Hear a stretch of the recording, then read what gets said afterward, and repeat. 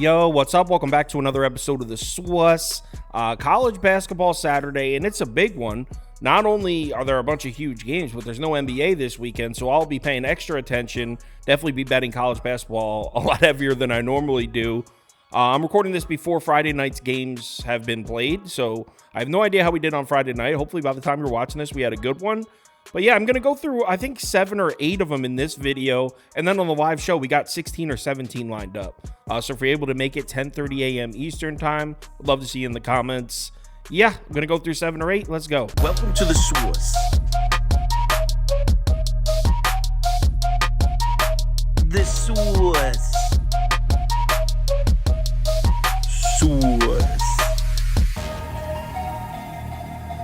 Hey, get the SWUS. So let's start out in the SEC. We got Texas A&M on the road in Tuscaloosa. Alabama laying 9.5 points at home. The total sitting at 156.5. Betting trends on the Texas A&M side. 4-2 against the spread as underdogs this year. 4-4 against the spread on the road. Just 4-7 against the spread in conference play, though. Trends are definitely looking a lot nicer on the Alabama side. They're 4-1 against the spread in their last 5, so they've been covering. They've been wagons at home, 10-2 against the spread at home this year, and they're 8-3 against the spread in conference play. If we take a look at the recent schedules from these two teams, no question, Alabama is much more impressive here. In the last 10 games, Alabama's 13th in strength of schedule, so they've played a strong schedule. They're still 8-2 in their last 10, 5-0 in their last 5 at home. Meanwhile, Texas A&M, 77th in strength of schedule, so they've played a considerably weaker schedule, and they're just 6-4 in their last 10, 2-3 in their last 5 on the road. We'll start out with the matchup between A&M's offense and Alabama's defense. I mean, I guess I give the slight edge to Alabama here, but Alabama's defense isn't anything special. You can see efficient field goal percentage, huge edge, 120th for Alabama to 344th for an A&M. But the Aggies should have the big rebounding edge on this side of the court. Also, turnovers. They should definitely maximize the amount of possessions, but I mean, 344th in efficient field goal percentage. If your shots aren't falling, I don't care how many possessions you get. And if you pull up the recent shot charts for A&M's offense, I mean, it just further proves the point. Their shots are not falling. There's really no shot zones here where I see an edge. Maybe you can point at the mid-range. Alabama's just 256th in defensive efficiency against the mid-range shot. But really, that's it. Not much here for A&M's offense. When we flip it over to the other side of the court, this is where we start to find value on Alabama. As we know, Tide have a great offense. Huge edge on this side. 32nd in EFG compared to 106 for A&M. Big rebounding edge. Also, they even have the turnover edge on this side. And the big thing with Alabama is, are they on the road or are they at home? Because as we know, they have a much harder time getting their shots to fall on the road.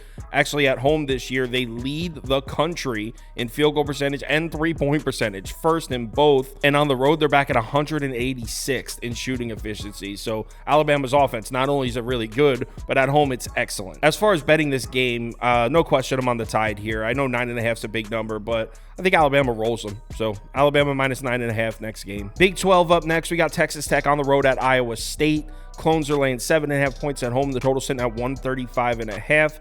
Betting trends on the Texas Tech side. 2-3-1 against the spread on the road, 5-5-1 against the spread in Big 12 play, 8-9 against the spread coming off a win. On the Iowa State side, we got some really nice looking trends here. They're 12-2 against the spread at home this year, 11-2 against the spread as home favorites, 8-3 against the spread in Big 12 play. Some really nice looking trends. If we take a look at recent schedules from these two teams, I mean, no question, Iowa State, not only are they 8-2 in their last 10 games, but they're first in strength of schedule in that span. So analytically, Iowa State has played the strongest schedule in the country in the last 10 games, and they're 8-2, 5-0 at home in the last 5. On the Texas Tech side, they're actually 4th in strength of schedule, so they're right up there as well. Big 12 is just loaded. Texas Tech just 6-4 in their last 10 games, but check this out, 1-3 in their last 4 road games. But if we look at the matchup for the Red Raiders offense here, actually they should have the advantage on this side of the court. Iowa State's defense isn't anything crazy. They do force a lot of turnovers. They're 3rd in forced turnover rate in the last 10 games. But other than that, Texas Tech's got the rebounding edge and efficient field goal percentage, 62nd to 158th. And the matchup gets even better here for Texas Tech's offense. Look at the three-point shooting numbers. Texas Tech's offense, 57th and 26th in field goal percentage from above the break and the corner threes. That's in the last 10 games. Those happen to be 2 of the weaker defensive zones for Iowa State. Defensive efficiency numbers in the last 10, 235th and 154th. Now, when we flip it over to the other side of the court, this is where the pendulum swings back towards Iowa State. Efficient field goal percentage, nothing crazy. They're actually about even, but look at the offensive rebounding rate, 75th to 321st. Texas Tech really struggling to keep opponents off the offensive glass. Iowa State also has the slight turnover edge as well. As far as the shot charts for Iowa State's offense, not a ton here. We can bring up the mid-range shooting numbers, and Iowa State does have the edge here. 67th in frequency, 103rd in efficiency in the last 10. Texas Tech has struggled defensively against the long mid-range shot, but you never really want to put too much weight into mid-range shooting. So after looking at those numbers, you're probably wondering how Iowa State is laying so many points in this game, and a big part of it is the home-away splits for Texas Tech. The Red Raiders defense on the road has been laugh-out-loud bad. Texas Tech at home has a plus 23.9 net efficiency. What that means is at home, per 100 possessions, Texas Tech is averaging 23.9 more points than their opponents. On the road, that number drops to a -8. On the road, Texas Tech is allowing 123.4 points per 100 possessions compared to just 94.5 at home. Look at the difference in rebounding rate. Texas Tech's defense on the road has been absolutely abysmal this year. And on the other side, we're looking at the same sort of splits. Look at Iowa State's numbers at home. Net efficiency, plus 41.6. They're averaging 41.6 more points than their opponent per 100 possessions at home.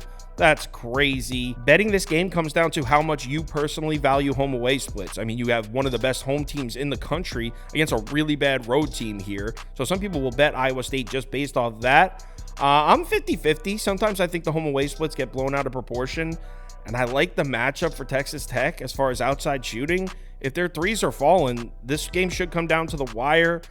I hate the idea of stepping in front of Iowa State right now. They're just a wagon, but I'm going to take the points. I'm going to take Texas Tech plus 7.5 next game. Demon Deacons up next. ACC, we got Wake Forest on the road at Virginia. UVA laying 2.5 or 3.5. I see 2.5 threes and 3.5s open as I'm recording this, so line kind of all over the place. Total sitting at 128.5. Betting trends on the Wake Forest side, not looking good. 2-6 against the spread on the road this year. 1-6 against the spread as underdogs. 0-5 against the spread as road dogs. Wow. Betting trends are looking a lot nicer on the Cavs side. 9-5-1 against the spread at home this year, and they're 6-2 against the spread in their last 8, so they've been covering the number as of late. So let's match these two teams up on the court. We'll start with some net efficiency numbers in the last 10 games. Advantage Wake Forest. We're talking 29th to 71st.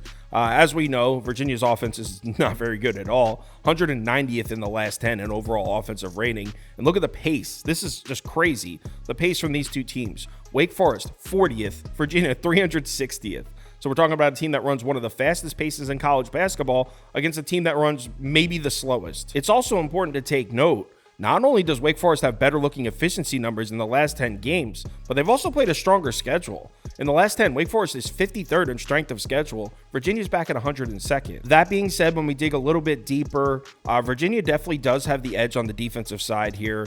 Rebounding, turnovers, free throw rate, all go to the Virginia defense. Wake Forest is definitely going to struggle to get points up here on the road at UVA. But here's the thing. Look at the shot zones here on this side of the court. This is from the last 10 games. What's the strength of Virginia defense? Protecting the rim. They're 31st in defensive efficiency at the basket in the last 10. But look at the frequency numbers on Wake Forest side. Just 24.7% of Wake Forest shot attempts have come at the basket in the last 10. That's not a lot at all. Wake Forest doesn't really attack the rim like that. The Deacons actually take 36.7% of their shots from these two zones, the short mid-range and the corner three. Just so happens to be the two weakest zones on Virginia's defense. You combine that little mismatch there with the fact that on the other side of the court, it's not even a discussion. I mean, we don't even have to pull up the numbers. The edge goes to Wake Forest as far as Virginia's offense versus Wake Forest defense. UVA struggled offensively all season. Efficient field goal percentage, 82nd to 185th. Huge rebounding edge for Wake Forest as well on that side of the court, which is why I am on the Deeks here. Live dogs. Wake Forest might win this one. I see a 3.5. I'm going to take it as soon as I'm done recording. Give me Wake Forest plus 3.5, and I'll probably end up playing the money line as well next game. Big East up next. We got Creighton on the road at Butler. Butler catching 3.5 points at home. The total sitting at 153.5.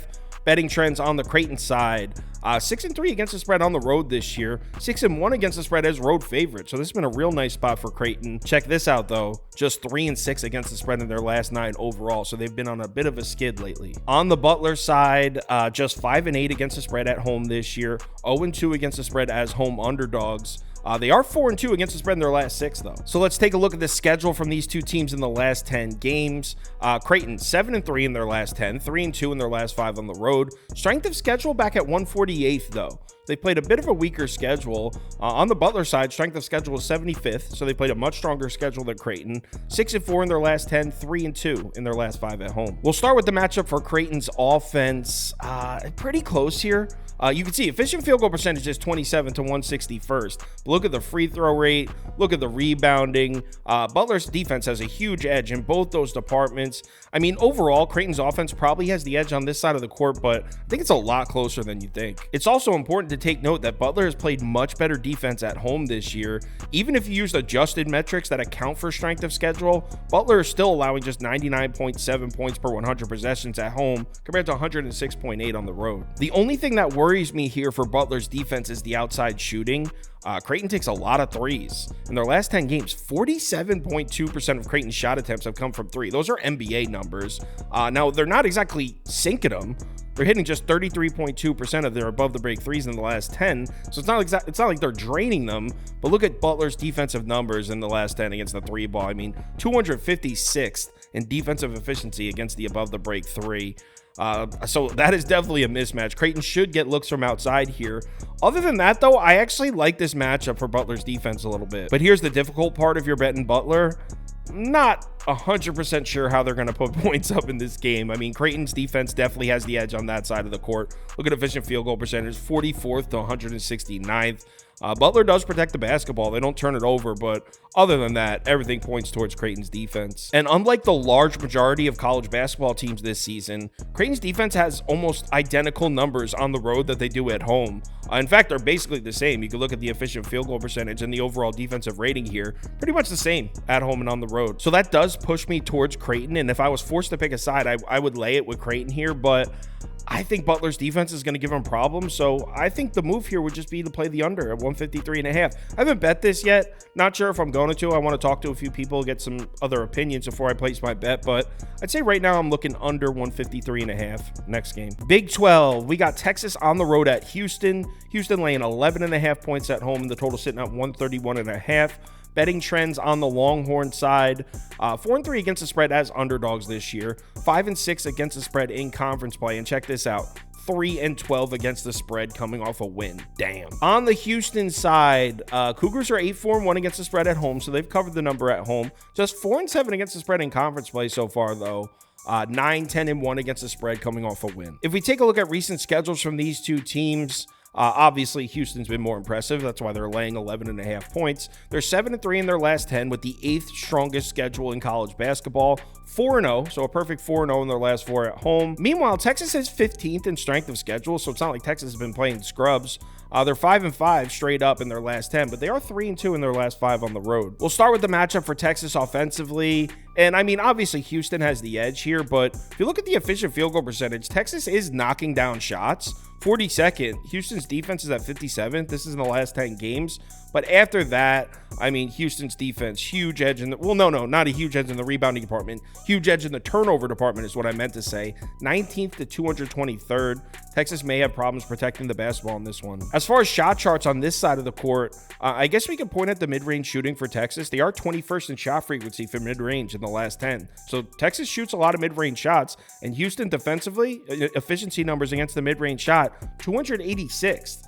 in the last 10 games. So Houston has struggled to defend that shot. But the thing is, Texas has really, they're 20th in field goal percentage from above the break threes. So they've been really good about shooting that shot. And Houston's elite defending out there. So I don't know. They allow a lot of attempts, but just 36th in field goal percentage from out there. On the other side of the court, we look at the matchup for Houston's offense. And I mean, yeah, Houston has the edge, but Houston's not knocking down shots right now. Just 313th in efficient field goal percentage. Problem is, Texas is just 235th, so it's not a huge edge.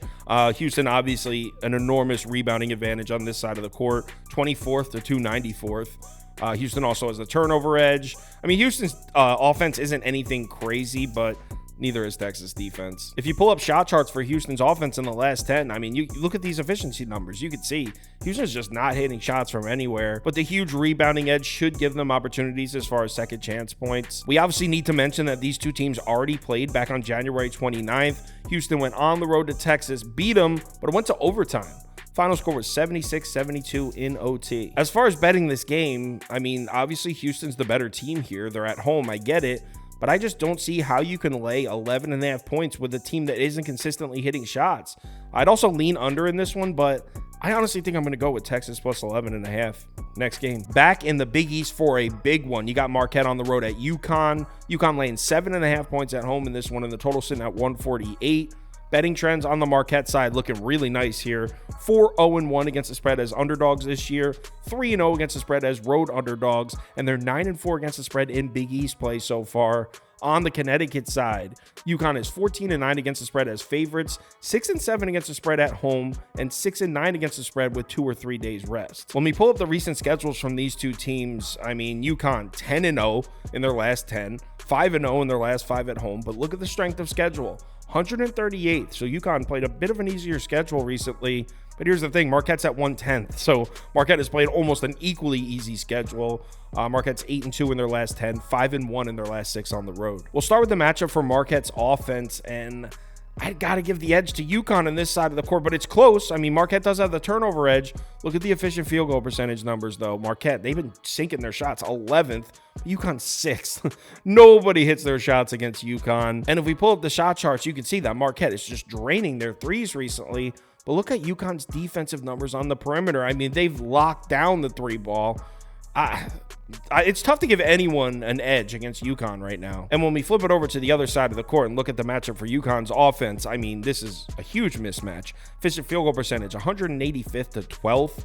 Offensive rebounding rate, 41st to 241st. Marquette actually has been good about forcing turnovers, but UConn's good about protecting the basketball. So even if you think Marquette is going to score points on UConn defensively, and I'm not even sure if they are, you cannot deny that UConn should be eating on Marquette's defense. And speaking of the three-point shot, let's pull up the shot charts on this side of the court. UConn, 94th in shot frequency from the above the break three, 7th in efficiency. They're hitting 41.8% of their above the break 3-point shots in the last 10.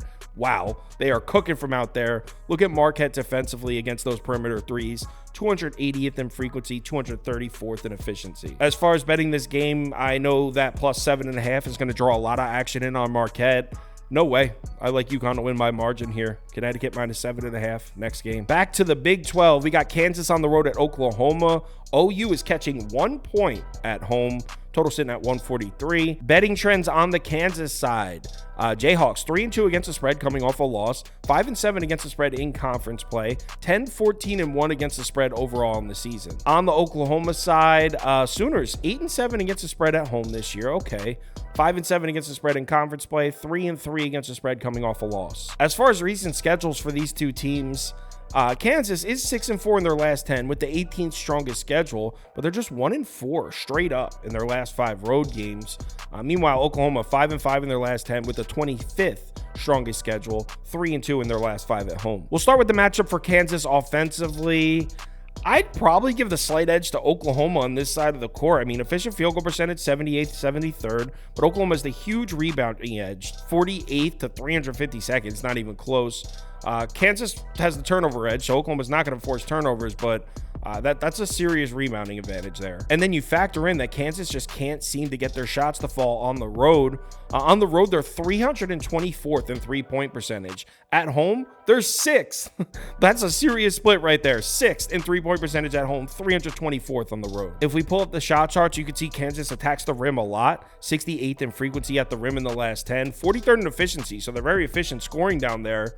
Oklahoma's been decent about protecting the basket. They're 122nd in defensive efficiency down there in the last 10. So on that side of the court, it's kind of a wash. I'd probably give the slight edge to Oklahoma's defense. Then when we flip it over to the other side, side, this is where we give the definite edge to Kansas. I mean, Oklahoma's offense, 232nd in efficient field goal percentage, 247 in rebounding, 211th in turnovers. Not that Kansas defense is setting the world on fire, but they definitely have a serious edge over Oklahoma's offense. We can pull up the shot charts for Oklahoma's offense, but there's nowhere where they're hitting shots. There's nowhere we can find an edge here. Oklahoma's offense is how do we put it nicely? It's in a bad place right now. As far as betting this game, I definitely lean Kansas. I haven't bet this one yet. The line feels a little bit too square, only laying 1 to Oklahoma. Kind of feels like, what am I missing here? And eventually, Kansas shots on the road are going to start falling. They're not going to shoot that poorly on the road all season. So you know what? Yeah, I'm on Kansas. I'll take Kansas at the -1. It's crazy square. I would imagine it's going to be a super public play, but that's the only way I'd go here. And I'll let you know on the live show what my final decision is, but I'm pretty sure I'm going to end up on Kansas in this one. Next game. Big Ten, Illinois on the road at Maryland. Terps catching 2 points at home. The total sitting at 138.5. Betting trends on the Illinois side. Illini 4-2-1 against the spread on the road, 10-6-1 against the spread coming off a win, 9-8-2 against the spread as favorites this year. On the Maryland side, Terps are 5-8 against the spread in conference play, 5-8 against the spread at home, 6-7 against the spread coming off a win. If we take a look at recent schedules for these two teams, neither team has played a particularly tough schedule. Illinois 83rd in strength of schedule, Maryland 65th, so slightly stronger. Illinois 7-3 in their last 10 games, 2-2 on the road. Maryland 4-6 in the last 10, 2-2 at home. We'll start off with the matchup for Illinois' offense, and actually, I'd give the slight edge to Maryland's defense on this side of the court. Maryland's defense has been very good. They're 21st in efficient field goal percentage on defense. Illinois has been a really good offensive rebounding team, but Maryland's been a good defensive rebounding team. Illinois has the advantage in the turnover department, though. Let's pull up some shot zones for Illinois' offense, so you can see they attack the interior a lot. They're pretty balanced, though. Illinois shoots from everywhere, but 52.8% of their shots come on the interior, so come from 12 feet and inside. Maryland, if you look at their defensive efficiency numbers in the last 10, they actually have the edge in both those zones. So Maryland's defense is going to be a really tough matchup for Illinois here. Now, when we flip it over to the other side of the court, though, I mean, no question advantage Illinois. Maryland's offense is struggling. 302nd in efficient field goal percentage. Maryland does have the advantage in turnovers, but as a whole, heavy advantage for Illinois on the defensive side. Check this out, though. Hear me out. I'm going to pull up the shot charts for Maryland's offense. Now, Maryland's offense is bad, so I'm not trying to spin it in any way, but 35.6% of the Terps shot attempts come at the rim. It's 67th most in the country. They attack the basket a lot. Look at the Illinois defensive numbers at the rim in the last 10. 222nd and 248th. It's a weak spot for the Illini defense. Maryland's offense has actually been a lot better at home. Now, it still isn't good, just 48.5% efficient field goal percentage, but that's better than the 44.5% they're shooting on the road. Net efficiency numbers, way up at home. Rebounding numbers, way up at home. I know a lot of people are down on this Terps team right now, but they're going to win this one. I'm on the Terps. I see a 3.5. I'm going to take it. Maryland plus 3.5. I think they win, so I'll probably also play the money line. Next game. SEC up next. Kentucky on the road at Auburn. Auburn laying 9.5 points at home. The total sitting at 163.5. Betting trends on the Kentucky side. 6-5 against the spread in conference play so far. 8-8 against the spread coming off a win. 1-1 against the spread as road underdogs this year. On the Auburn side, 13-6 against the spread coming off a win. 8-4 against the spread at home this year, 15-8 against the spread as favorites. If we look at the recent schedules for these two teams, Auburn 7-3 in their last 10. They're 23rd in strength of schedule in that span. Kentucky 24th in strength of schedule, so they're pretty much even. They're just 5-5 in their last 10. Kentucky 2-2 in their last 4 on the road. Auburn a perfect 5-0 in their last 5 at home. Before we even get into this one, we need to pull up the Auburn home away splits because that's one of the biggest reasons for this huge point spread. It's at 9.5 now. Auburn at home has an efficiency rating of plus 31.6. 124.3 points scored per 100 possessions, just 92.7 allowed. On the road, they're just a plus 6.4 efficiency. I wanted to get that out of the way because I know a lot of people are looking at this like Kentucky plus 9.5. It's because Auburn at home is an absolute wagon. So let's look at the matchup for Kentucky's offense against Auburn's defense, and I'd give the edge to Kentucky on this side of the court. Auburn's defense, 10th in efficient field goal percentage, but look at the rebounding edge goes to Kentucky. Turnovers also goes to Kentucky. And if you pull up the shot charts, you can see that Auburn's struggling to defend the above the break three, those deep perimeter shots, just 175th in defensive efficiency from that zone. Kentucky's field goal percentage from the above the break three in the last 10 games, first. It's the most efficient above the break 3-point shooting team in college basketball in the last 10. So I actually really like the matchup for Kentucky's offense. But when we flip it over to the other side of the court, obviously the advantage goes to Auburn on the offensive end. Kentucky's defense has really struggled, especially on the glass, and they don't create turnovers at all. 109th in efficient field goal percentage, Auburn 76, so pretty close to that department, but as a whole, Auburn's going to have the edge on this side. But check this out. Let's pull up the shot charts. You can see Auburn 43rd in shot frequency at the rim, so Auburn takes most of their shots at the basket. Kentucky, their defense has not been good, but actually they do a good job protecting the rim, 102nd and 112th. So as far as betting this game, look, I know laying 9.5 with Auburn is a super sharp move here, but I think the books are overplaying their hand. 9.5 points to Kentucky, and I actually like the matchup for the Kentucky on paper. So I'm definitely taking it. I think Kentucky can win this. I'm not scared of the home away split. So give me Kentucky plus 9.5. And if I might even take a home run swing and play the money line. I'm on the Wildcats here. Like I said earlier, live show, 10:30 a.m. Eastern time. We got a bunch of games lined up. We're going to go through. If you're able to make it, we'd love to see you in the comments. If you want my top bets for all sports parlays of the day, or you want to join our Discord, head over to KyleKirms.com. The information is right there on the homepage. College basketball Saturday, it's going to be a big one. There's no NBA on. I'm betting college basketball heavy. I'll be betting it all day. Remember to bet responsibly, and I will talk to you in the Discord.